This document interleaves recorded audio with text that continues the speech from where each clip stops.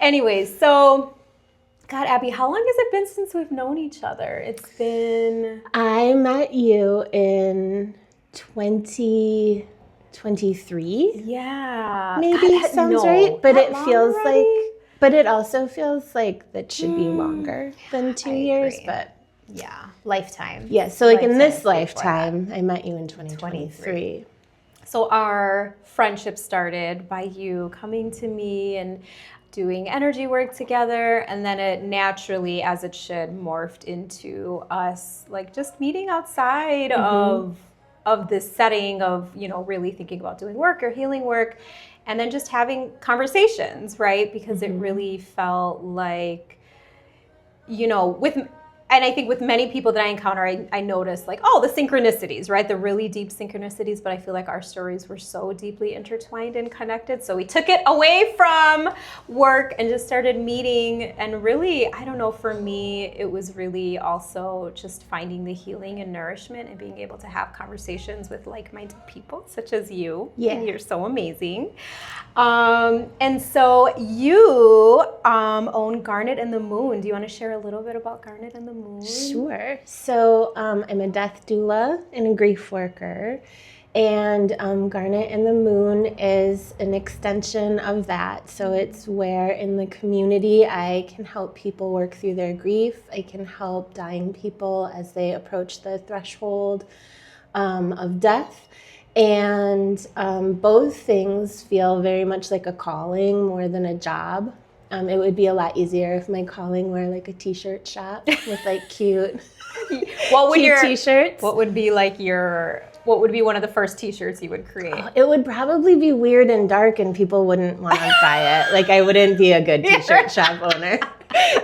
You're like, it would just be for my personal collection. Yeah, it would be like shirts about existential crisis. And, you know, toxic systems and whatnot. So anyway, I'm not a t-shirt shop owner. I am a grief worker and a death doula, which fits more with like my heart and my calling. Yeah. And I think grief work is liberation work for both the personal and the collective. When we're able to sit with the things that shape us in ways we may not have wanted, we can sort of approach the truer versions of ourselves. Because loss changes us, and so we have to figure out who those new versions are, and that's hard to do on your own. Yeah, that's so interesting. And it's also led into this new venture for you, Midwestern Daughter, which you actually kicked off this week. Yes. And so I want to talk about that, but I also would love to, before we get into that, I want to talk about also really how this like sharing of us and getting together really came to be. And it's just, for me, it was because Abby and I in meeting, we have so many great conversations. And I often think like, God, if I could just kind of wrap this up in a little recording and other people could hear, even if one other person would benefit from it, it always felt like just there's so much wisdom and power in just two women getting together and sharing. And I think sharing experiences, sharing stories, sharing, you know, really our own journey through everything that's happening currently and the collective energies as well. And so anyways, I thought if we could somehow wrap up, right, all of the love and all of the things that you and I are and be able to share that with other people, I wanted to do that. And so that's why we are here. And so, you know, we'll see what this turns into, but really for me, it's just, let's just get together as we normally would and let's talk, and then we'll put it out there and see how it goes. I don't know. What do you think? I love it. Yeah. I love that because whenever we hang out, we do have these like really beautiful, nourishing conversations, and I feel so seen and heard by you, and I love holding space for the things that you bring, and yeah, I mean, maybe the world benefits from us being friends in the way we benefit from us being friends. I love that so much, and I hope so. So very quickly, my name is Maricella, so I own Madre Wellness, so I do energy work, body work, healing work, and yeah, I feel like I'm also just in this space of, thinking, kind of moving out from the micro and kind of thinking about the macro, and really thinking about how I can pass along wisdom, right? Like experiences and sharing of the things that I've kind of experienced along the way that have helped me. And like I said, I think that if it can resonate with, even just one person, then that my job is done in that way. So with that said, tell me about Midwestern Daughter. How did it go? So this is the week that we kicked it off. How did it go? It was so good. So I made Midwestern Daughter to be kind of a container for things that a lot of my clients and friends have brought up when they were doing grief work with me, because people will see me about like a big capital G grief, like a neon flashing sign, like this person died, or I lost this job, or some giant loss. But then that always ends up being like the tip of the iceberg. And underneath that, all of these other griefs come up. And I think really grief work is identity work, because we shift our sense of self when we lose something or there's great change. And when I work with people, I help them move towards embracing the new version of themselves while we hold sacred all that's been lost or changed. So what was coming up for so many people was in their identity work, they weren't sure that like the stories they had been told about themselves, either by family or culture, really fit anymore or really aligned anymore.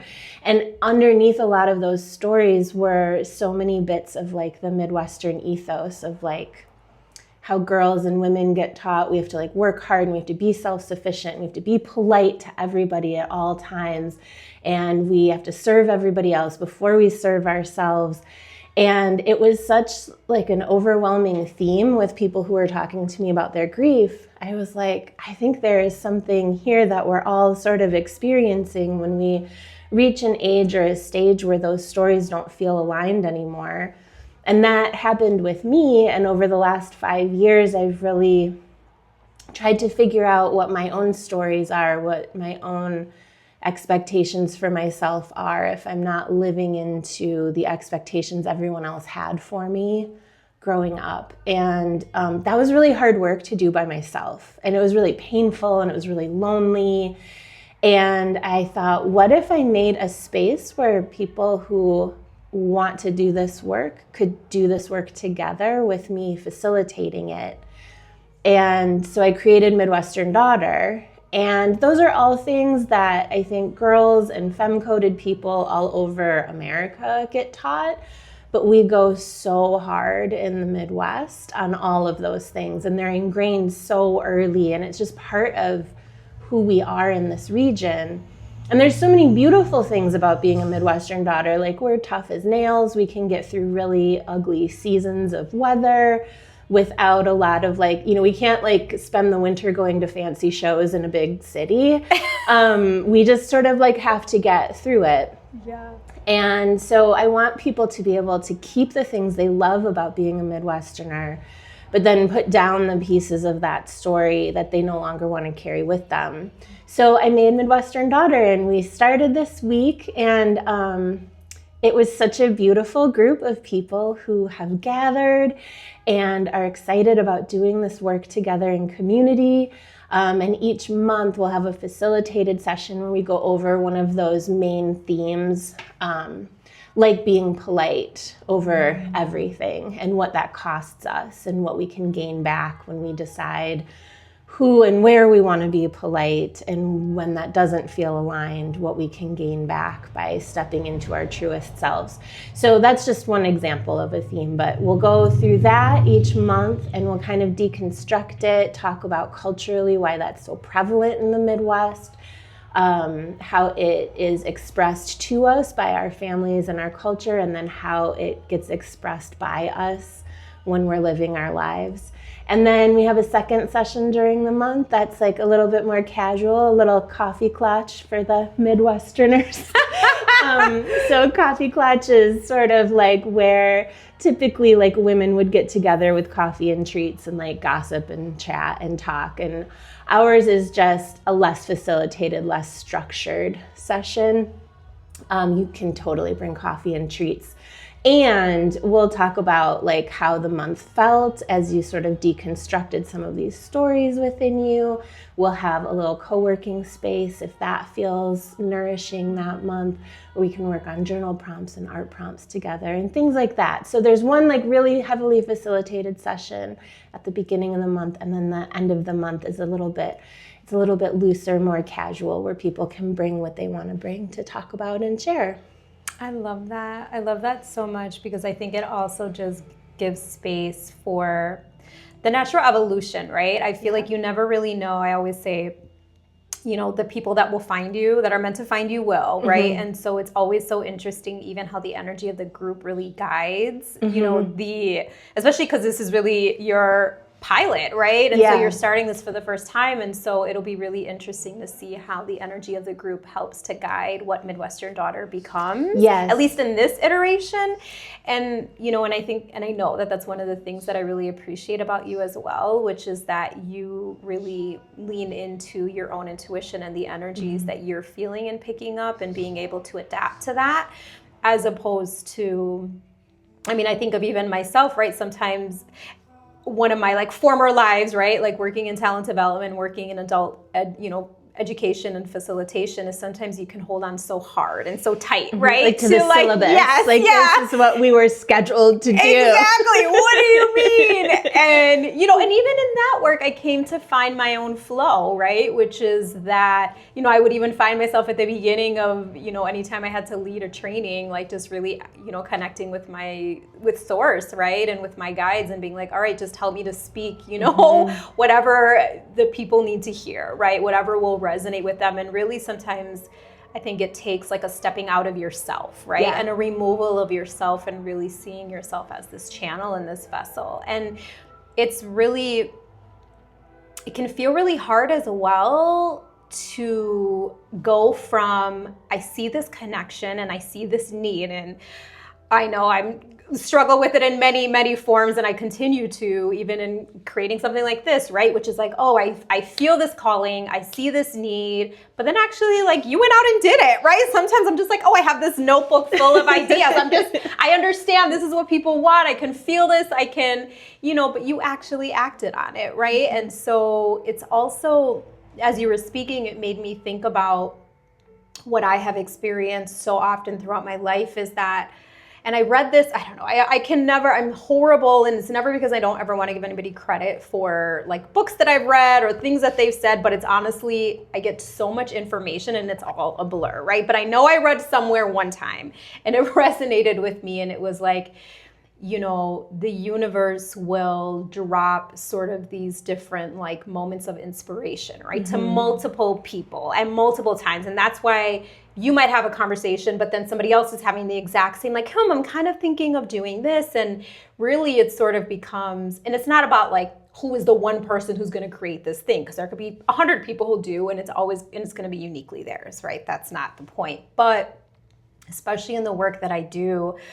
I just connect and resonate so deeply when I start to notice like the commonalities, right? In what people are saying and what they're navigating at that current moment. And it really forces you to tap into, because you're also like, same, right? Like I'm also feeling that, or same, like I now know like we're wanting this and yearning for this as a collective. And so with Midwestern Daughter, aside from our own conversations, like I was also at this moment of like just not even realizing the importance of, and again, for me, and we've talked about this, right? Like there's so many aspects to my identity, you know, and the way that that intersects and how that's impacted me as an individual that are so like in my face that for some reason I didn't really think and even in living in Milwaukee, I think like there were parts of myself that helped to shape me living on the north side, and there were parts of myself that helped to shape me living on the south side, but even not even being able to step outside of that, right? And to really think about the region as a whole and the differences and how that really can create or take away, right, certain narratives or aspects of yourself. So I love that you are doing this and exploring this, because it just, like, and we said this, I've said this before to you, but it just feels like the beginning of something that is just gonna like take off. I feel that in my bones. Well, it would be really exciting, because I think that part of my desire with Midwestern Daughter is to help people hear better their own intuition. And we get taught so early here to not listen to that intuition. Like one of my like archetypical, is that a word? I don't know. Yes, Midwestern Daughter stories is like the idea of, I had an uncle. I think there wasn't anything malicious about this uncle, but I always had to hug and kiss this uncle from like early childhood on. We always had to give this uncle a hug and a kiss, and I didn't want to. I hated it. I was uncomfortable doing it. Again, there was nothing malicious. This isn't like some like dark-sided story. It was just that as a little kid, I was taught very efficiently, because when I brought this to my mom and said, I don't want to do this, she said, you will hurt his feelings. And so I learned very early on that like that feeling inside of myself that was like, I don't want to do this, was less important than an outside person's feelings, than a man's feelings.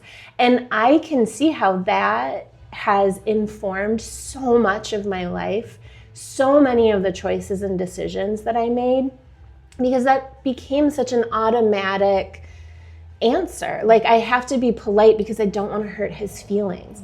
And this has affected me in jobs, in relationships, friendships, romantic partnerships.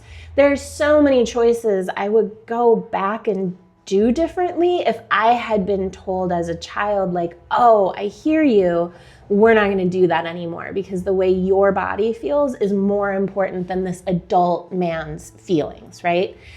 And I don't think that's a unique story. I think a lot of people have stories like that. And while that's just one story, that is so much the culture of this place. Like, you don't want to rock the boat. You don't want to stand out. You don't want to make a scene. And so we get taught to just kind of swallow down like all of our intuition, all of our gut feelings, in order for us and our actions to appear the way they should appear, in order to be polite, not hurt people's feelings, not cause any kind of ruckus.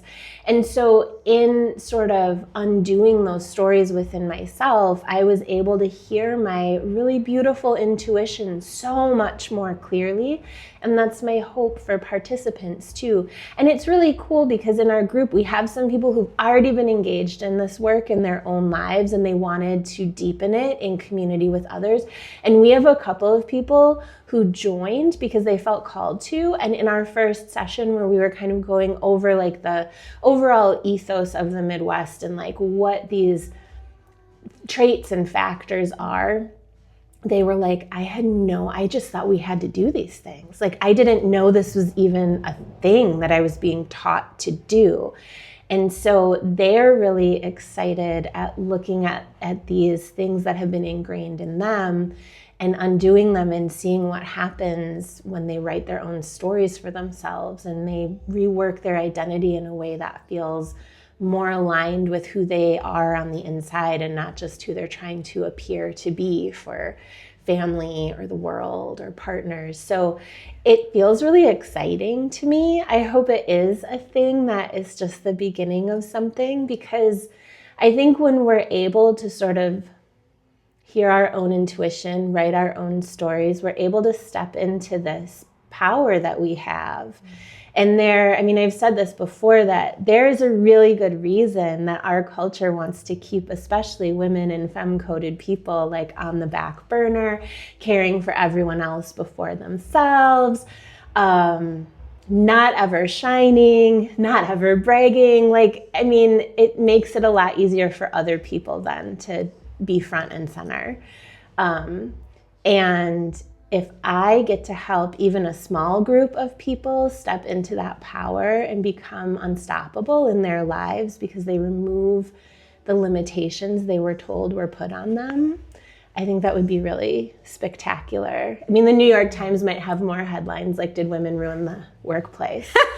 Should we be successful at this? Maybe we can go ruin all of the things that the New York Times thinks we're ruining. But that is exciting to me. I love that. And it's making me think, like, I'll take it a step further, right? Like, as a Latina, one of the things we always were told to do is it was like one step further. It wasn't just the hugging, but it was like the kiss on the cheek, right? Like, you give a kiss on the cheek, and that's also why, like, we joke, so many, like, that's why it takes like an hour to leave, right? Because you can't, and it's like, you can't just, even if it's somebody you don't even know, right? It doesn't even have to be an uncle. If somebody said that they are a member of the family, that's just what you had to do. And I appreciate that perspective because I even have this vision of, like, I might be here, but my body is over here. Right. And really learning early on to, like, disconnect from your body, right? Like, this isn't, it's not even,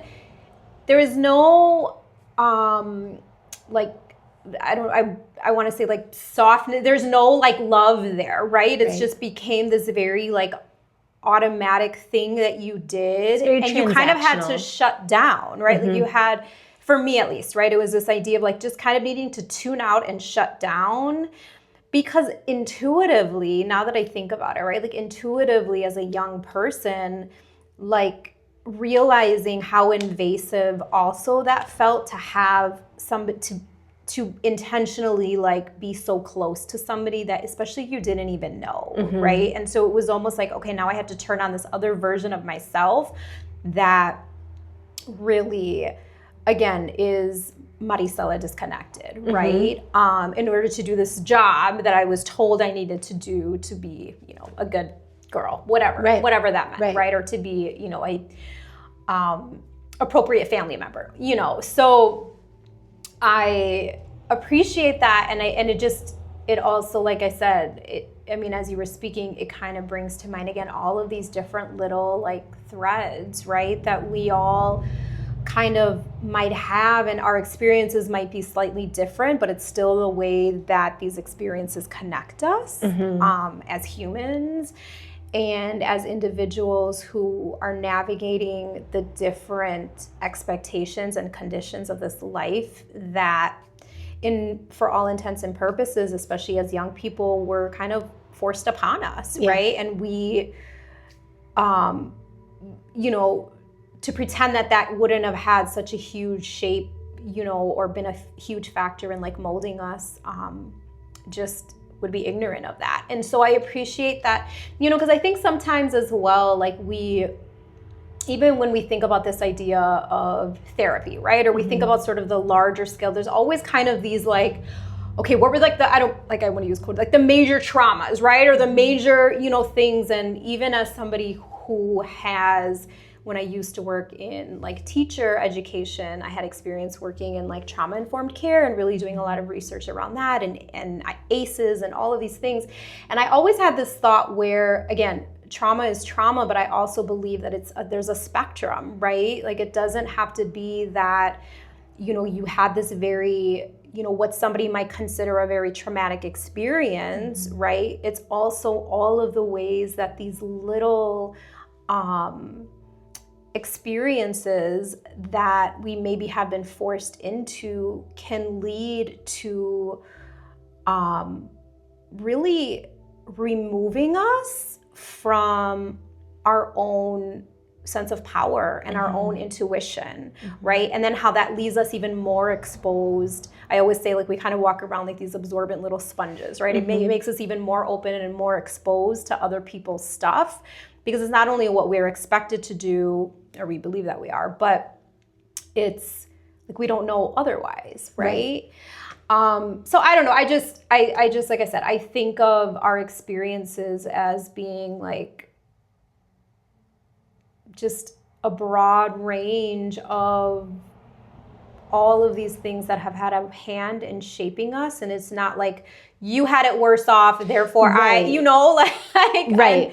And I always say, like, I'm only an expert in my own like life and my own experiences, and I would never pretend otherwise. And yet, if there is something in my experience that, can be reflected back, or you might be able to see in yourself, like, and that might help you, then great. Well, and I think that's sort of the work of grief in community, right? Because there's a lot of grief in these things. I think at its heart, Midwestern Daughter is grief work, it's decolonization work, it's liberation work. Because there's a lot of grief in the things we were taught to hate about ourselves, or there's grief in the things and in the places where we were taught to not listen to ourselves. And Francis Weller, who's like one of my favorite experts and writers on grief, he has this framework about the 5 gates of grief. And one of the gates is the places within us that didn't know love. And so those are the things that we get taught are defective about ourselves. And in the Midwest, that can be anything from like, you're too loud, you're too shy, you're not speaking up enough. Like, you somehow as a girl or a girl-coded kiddo, it was so easy to be simultaneously too much and never enough. And like, you had to find all of these ways to adapt to your environment so that you would somehow be not too much and like just enough.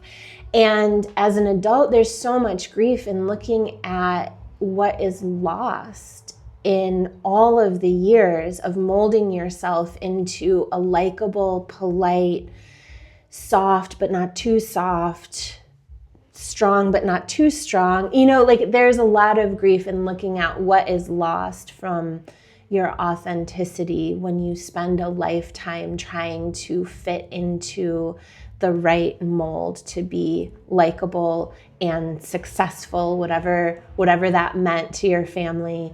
And Midwestern Daughter is a place to like bring that grief to the table with other people who, yes, their experiences are unique to them, but they can understand what this grief is as you try and figure out who you are going forward for the second half of your life or however many years are left. And so in this way, I think it's really similar to grief, where grief is this universal experience. We're all going to be touched by it. But our own personal experiences of grief are unique to us. So we can recognize them in community with one another. They don't have to be exactly the same for us to care about them or hold space for them. But like you said, you can say like, oh, I see you in this space. I've been in that space before. Let's talk about this together. So I think it's like a really beautiful place and hopefully a soft place for people to land to do some of that work of unwinding the stories they've had to live into in order to write their own new paths forward that feel more aligned with who they want to be. I love that. And this is not easy work, right? Like, No. I always ask myself, like, again, even as you're speaking, this idea of what we were meant, or how we were meant to show up, to be soft, to not be, and I always ask myself, right, like, according to whom, right? Right. Who decided? And Right. I think it's even to ask that question, right? Like, to really dig into the root of like, where did this come from? Mm-hmm. And to even then realize like, oh, it's all made up. Mm-hmm. We can say like, it's all a construct. Mm-hmm. And even the levels of understanding of what that means is going to be different for a person depending on where they are in their own personal journey, right? But even to ask these questions means that you're willing to kind of step out of, and I've been using the word like the matrix lately, and I don't know why I never use that word, but I'm like, I don't even know, because it feels so much more appropriate right now. I say that because it feels like the differences and like the gap, right, is just becoming even more apparent. So it has to feel like the difference has to feel very extreme, right? Of like what the state that we've been existing in versus the state that I believe many of us are moving towards. But to really step out of that, right? And even be willing to ask these questions. Yeah. What you risk is your whole sense of identity. Yeah. Everything even everyone, right, Yes. that has contributed to helping you to feel safe, contributed to the extent of your entire version of reality that you exist in. And I always say, like, I do the work that I do because I know how lonely it is. I know how isolating it can feel. I know how hard it is, right? And so for me, it's always felt, again, important to support a person no matter where they are in their journey, so that they just don't feel what I felt, and, you know, at Yes. moments have had to feel, really asking these deep questions that no one person could ever answer, right? It's always this journey of this understanding that, you know, I needed to arrive at for myself. And so, again, to have somebody who has been through it, has been in it, and to be able to hold this safe container for people to really allow themselves to explore these deeper questions, is really important. Yeah. So thank you for doing it. It's my pleasure.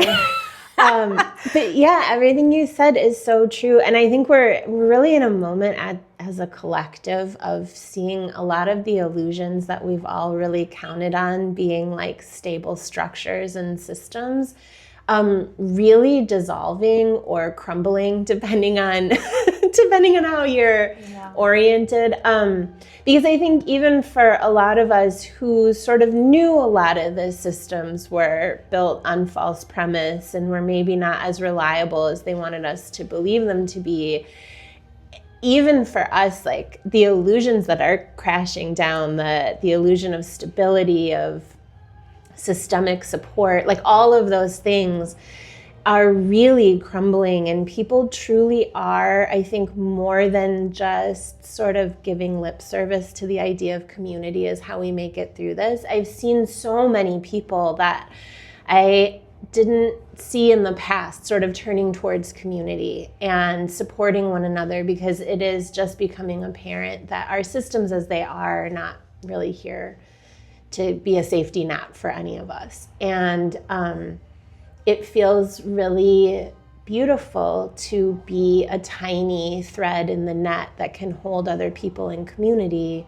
to do this work. Because you're right, it's really hard. It's not like no one signed up for Midwestern Daughter thinking they were embarking on like a 6-month party time, you know? Like, I think we're going to have a lot of fun because that is part of grief work too. It doesn't all have to be like solemn, sorrowful, mourning work. But you need the balance. It's difficult work to do. And the last few years have been this very sort of like tumultuous path for me, and people who aren't close to me just see it from the outside, like see my little evolution, see my business growing. And sometimes people are like, you're so lucky that this worked out. And on the inside, I sort of feel like Winona Ryder, like at the end of Heathers, when like she's all full of soot and her hair is all messed up and she like takes a cigarette from someone. Like that's how it feels a little on the inside.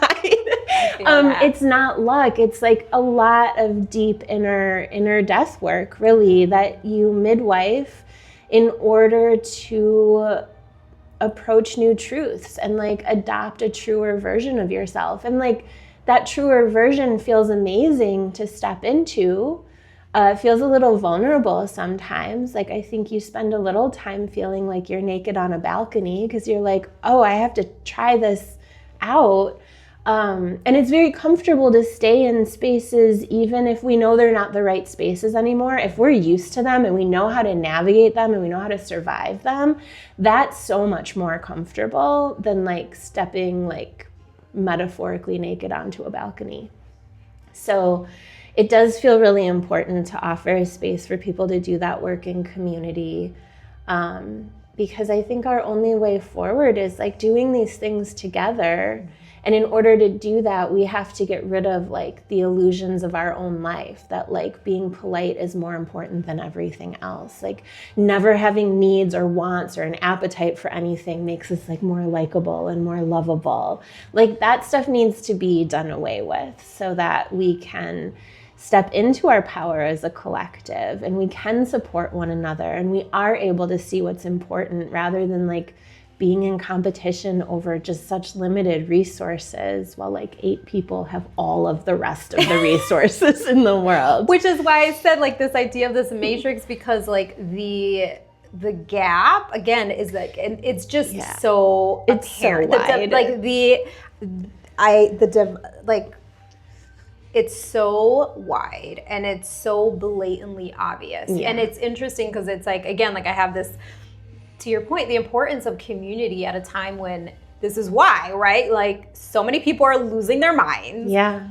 Because the alternative is also grasping, right? Like I have this image of people like kind of grasping onto barbed wire, right? Yeah. Like it's just holding on to the falseness, right? Holding on to these, you know, beliefs, these systems, these narratives that are crumbling and that are falling apart, but holding on for dear life.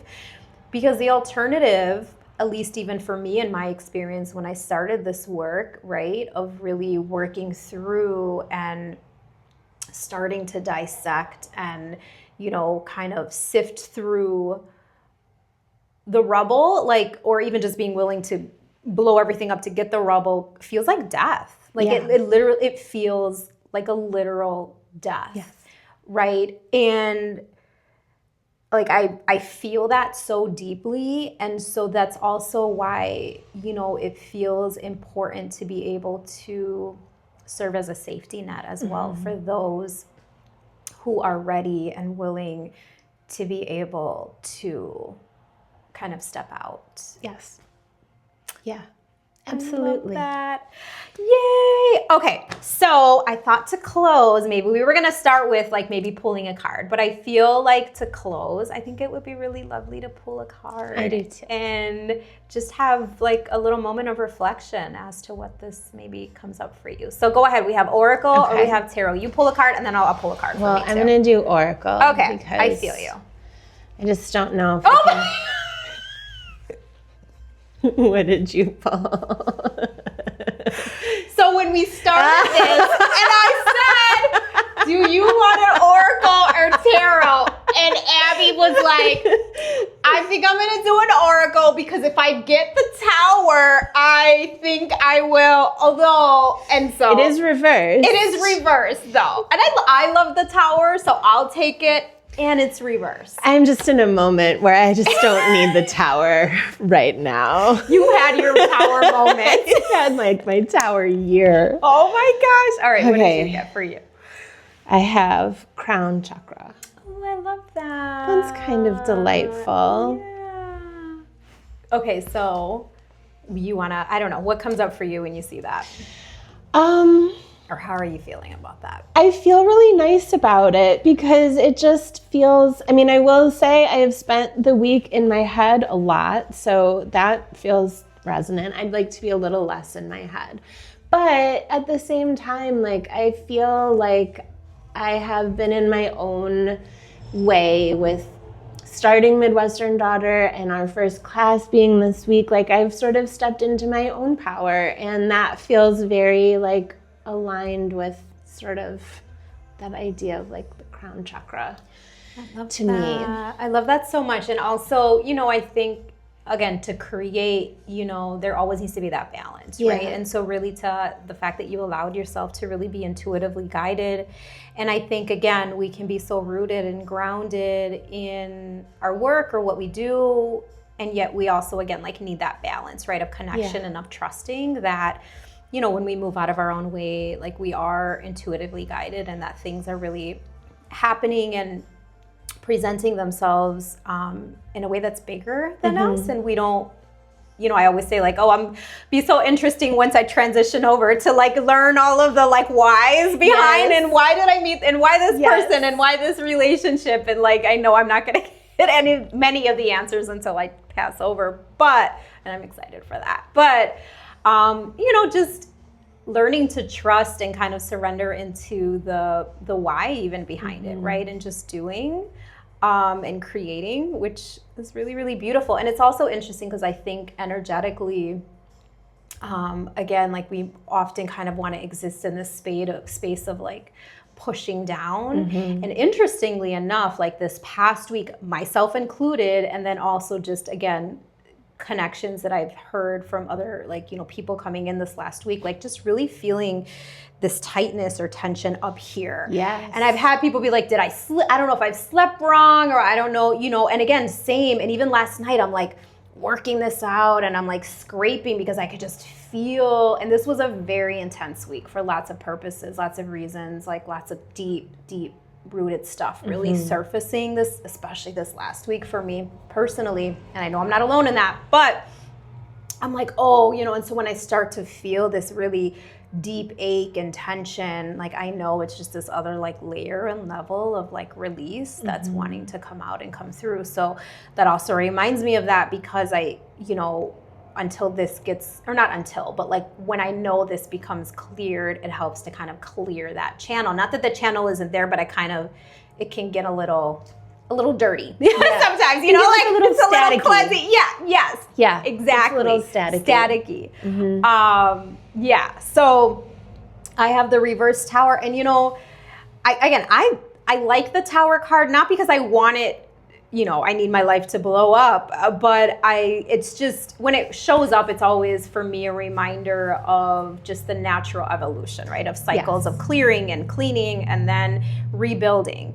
But there was the tower reverse, and I don't know, this image, it actually reminds me of like, I almost, like, I have this image, and I often, when I have clients, like, you know, laying on the table, and I'm like, imagine that like all of the heaviness and everything is just like falling out of you and like down into the earth. And this kind of reminds me of that in this way of like, I almost feel like I'm upside down and I'm shaking and I'm like releasing all of this very deeply rooted, right? Like ancient roots of like just muck and stuff. And it almost makes, again, it's necessary, right? And it needs to happen. But I just acknowledge that I feel like there's just this deep sort of clearing that's happening in preparation for what's next. Yeah.